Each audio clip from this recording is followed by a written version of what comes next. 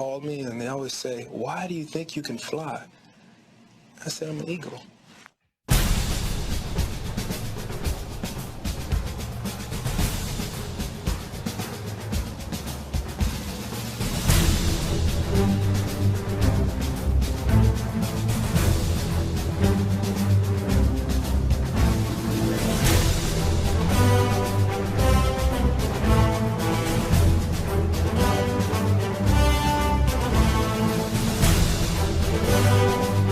Randall Cunningham was a fan favorite by many Eagles fans. His work ethic was a great presence out on the field and helped the Eagles get back to winning football in Philadelphia. He was drafted by the Eagles in the second round at 37th overall pick, where the Eagles drafted him in the 1985 draft. When the Eagles drafted him in 1985, he became Philadelphia's favorite fan.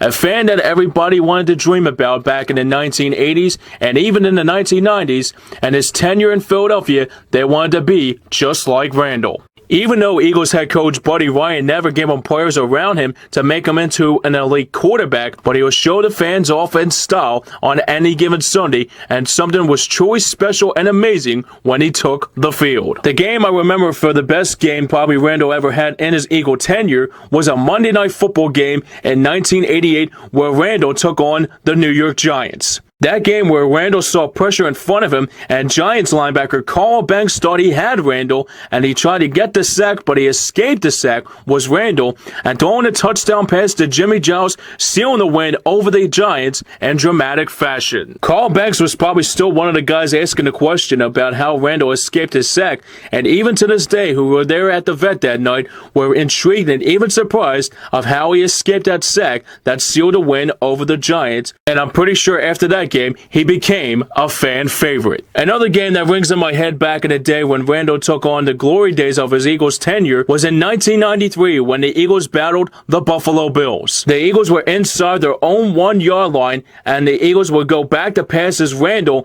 as he escaped a sack and he would throw a pass downfield, finding Freddie Barnett and a sealing win for the Eagles, beating the Buffalo Bills in overtime. In Philadelphia, you have to be tough in this town. And for Randall Cunningham, he was the true example of Philly tough. They called this city the city of brotherly love for a reason. And in Philadelphia in the late 1980s and the early 1990s were always intrigued by Randall's style of play and always loved the man they called Randall.